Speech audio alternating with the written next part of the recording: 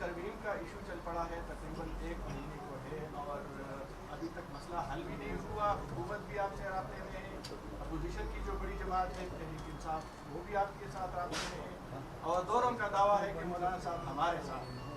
تو آپ ذرا پوزیشن واضح کر دیں اپنے ساتھ. یہ آپ کی صحافتی دنیا کی کمزوری ہے. آپ یرغمال ہو جاتے ہیں ہمیشہ سیاست میں 2 پارٹیوں کے بیچ میں. تھوڑا آپ ذرا ان دو پارٹیوں اور 2 طرف کے یرغمال سے باہر نکلیں اور ذرا سوچیں کہ پاکستان میں کوئی اور بھی ہے. تو جمعیت علماء نے واضح کر دیا ہے کہ تم 1000 دھاندلی کر کے ہمارے مینڈیٹ کو چراؤ، لیکن پبلک میں ہم ہیں. اور تھوڑی عدد کے ساتھ ہم نے بتا دیا ہے کہ جمعیت کو ہلکا مت لیا کرو. اور آئندہ بھی ہمارے اعصاب مضبوط ہیں. اگر دھاندلی کی گئی تو ہم پھر میدان میں ہوں گے. اور ہمارا کارکن اس حوالے سے زندہ ہے اور زندگی کا ثبوت دیا ہے انہوں نے. شاید اسٹیبلشمنٹ کا یہ خیال تھا یا ان کے ایک جرنیل کا یہ خیال تھا جو ہمیں معلوم ہے کہ وہ کون تھا، جس نے ہمارے صوبے میں ہلڑ بازی کی ہے، بلوچستان میں ہلڑ بازی کی ہے. تو ان کو معلوم ہونا چاہیے کہ 2018 میں جس طرح ہمارے حوصلے بلند تھے 2024 میں بھی ہمارے حوصلے کم نہیں ہوئے. اور ہم نے 4 صوبوں میں ملین مارچ کر کے بتا دیا ہے کہ کارکن ہمارا زندہ ہے اور وہ اپنے ساتھ ناانصافی کو کسی قیمت میں برداشت کرنے کو تیار نہیں ہے. اب رہی بات پارلیمان کی، تو یہ پارلیمان تو اتنی بڑی ترمیم کا حقدار نہیں ہے. اس پارلیمان کا وہ مینڈیٹ نہیں ہے کہ وہ اتنا بڑا کام کر سکے. ہم سمجھتے ہیں کہ الیکشن ہو، حقیقی معنوں میں عوام کے صحیح نمائندے میدان میں آئیں، پارلیمنٹ پر عوام کا اعتماد ہونا چاہیے. اس جعلی قسم کے پارلیمنٹ سے اتنی بڑی آئینی ترمیم کرانا یہ بذات خود ایک ناانصافی ہے. تاہم ہم نے ایک بات کی ہے کہ ہم اگر پارلیمانی کردار بھی جاری رکھیں گے تو ہم نے ضرور پارلیمنٹ میں کچھ تجاویز دی ہیں. اور ہم نے ان سے یہ کہا کہ آپ یہ کیا شخصیات کے بیچ میں پھنس گئے ہیں. ہمیں یہ جج قبول ہے اور ہمیں یہ جج قبول نہیں ہے، اور ججوں کو اس لیے مدت ملازمت میں اضافہ دینا چاہیے اور اس لیے ہمارے ان کی تعداد میں اضافہ کرنا چاہیے.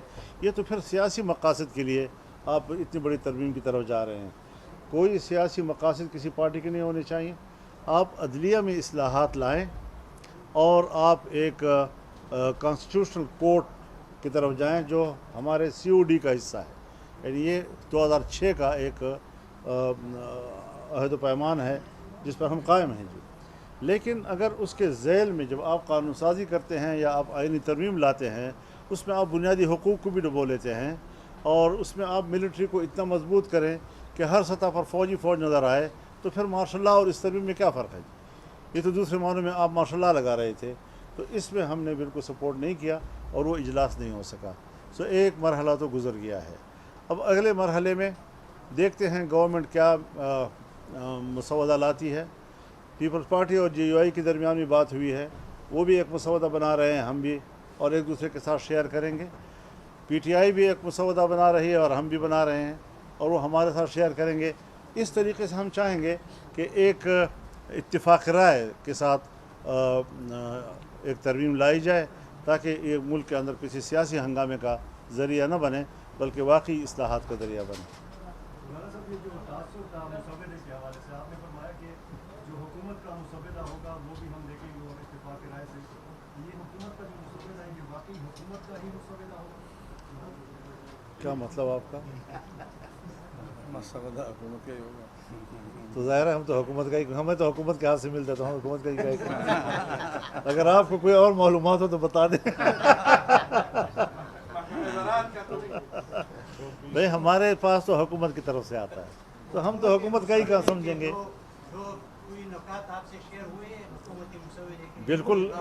بالکل مسودات ہوئے اور اسی کو دیکھ کر تو ہم نے مسترد کر دیا کہ یہ قابل قبول نہیں ہے. حضرت جو بنیادی حقوق آپ دیتے ہیں قوم کو، عام آدمی کو، اس میں کچھ استثنائیات ہیں جس میں ملٹری کے حوالے سے ہیں، بہت مختصر سے. تو اس چھوٹے سے استثناء کو وسعت دی گئی اور جو بنیادی حقوق کا دائرہ ہے اسے تنگ کر دیا گیا. اور اس کے آگے कोर्ट के निज़ाम में ऐसी तब्दीलियाँ लाना कि कोर्ट के निज़ाम को ख़राब करने का बायस तो बन रही थी, लेकिन उसमें इस्लाह का सबब नहीं बन रहा था जी। तो बहुत सी चीज़ें ऐसी हैं कि जिसमें हम समझते हैं कि पार्लियामान जो है वो ख़ुद मुख्तार रहे, उसकी ख़ुद मुख्तारी पर और उसकी बालादस्ती और सुपरमेसी पर कोई कंप्रोमाइज़ नहीं होना चाहिए, और तरमीम भी लाएँ तो ऐसी तरमीम कि जिससे पब्लिक को रिलीफ मिले, जमहूरियत मुस्तहकम हो और हर पार्टी को अपना मंशूर जो है वो पार्लियामेंट में लाने की सलाहियत हो। लेकिन ये है कि अब पार्लियामेंट हमें अल्लाह ने ऐसी नसीब की है कि हम उसको आवाम के मैंडेट नहीं समझते। पार्लियामेंट बलूचिस्तान और खैबर पख्तूनख्वा के जो इशू थे, जो अमन अमान का मसला है, जो सूबे के हकूक़ के जो मसले हैं, इसमें वफाकी और सूबाई हुकूमतें कितने संजीदा है और जमीयत उलमा इस्लाम के क्या था? आपने बहुत अच्छा सवाल किया और मैं आपका शुक्रगुज़ार हूँ। हमें इस तरफ ज़रूर मुतवज्जह होना चाहिए कि हमारा सूबा इस वक्त आग में जल रहा है। यानी इस वक्त तक मेरे पास जनूबी वज़ीरिस्तान, चाहे वज़ीर कबीले से ताल्लुक़ हो, चाहे मासूद कबीले से ताल्लुक़ हो, उनके वफूद मेरे पास आए हैं। शुमाली वज़ीरिस्तान के उत्मांज़े कबीले के लोग मेरे पास आए हैं। कुरम एजेंसी के लोग मेरे पास आए हैं। अब भी वहाँ पर जंग शुरू है, लोग एक दूसरे को कत्ल कर रहे हैं और रियासत खामोश है। ये हमारे खैबर एजेंसी के कोकी खेल कबीले के लोग आए हैं हमारे पास, अफरीदी लोग। तो कोई ऐसा एजेंसी नहीं है कि जिनके वफूद कम से कम मेरे पास बराह ना आए हों। और ये सब तशवीश का इजहार कर रहे हैं। किसी को घरों के मुआवजे नहीं मिल रहे, तो गरीब लोग हैं, घर तबाह हो गए, उनके दोबारा बनाने के काबिल नहीं हैं। कुछ लोग हैं कि इतने तवील अपने मुल्क में हिजरत का दौर मुकम्मल करके भी अभी घरों को वापस नहीं जा सकते और फ़ौज उनको वापस नहीं जाने दे रही। तो इस सारी सूरत हाल में हमारे कबाइल जो हैं, मेरे ख़्याल में इंज़िमाम से पहले के हालत में अच्छे थे, इंज़िमाम के बाद में जो है वो ज़्यादा परेशान हैं जी, और ज़्यादा किस्म की मुश्किलात से गुज़र रहे हैं। अब न फाटा रहा न सेटल रहा, इस बीच में क्या चीज़ है समझ में नहीं आ रही। इस वक्त फाटा का अवाम मज़लूम है, मज़लूम। और यही सूरत हाल हज़रत बलूचिस्तान की भी है। हमारे यहाँ भी लापता लोग हैं, बेतहाशा लोग हैं, इसी तरह लापता लोग बलूचिस्तान में हैं, वो भी अपने प्यारों के लिए रो रहे हैं और यही उनकी सबसे बड़ी प्रायोरिटी है। और ये चीज़ें जो हैं इस वक्त बदअमनी की सूरत हाल है, मुसल्लह गिरोह हर जगह आज़ाद हैं, कंट्रोल उनका है, स्टेट की रिट ख़त्म हो चुकी है। हम किन झगड़ों में पड़े हुए हैं और मुल्क किधर जा रहा है, प्रायोरिटी को तय करना चाहिए, तरजीहात क्या हैं हमारी, इस पर हुकूमत नहीं सोच रही।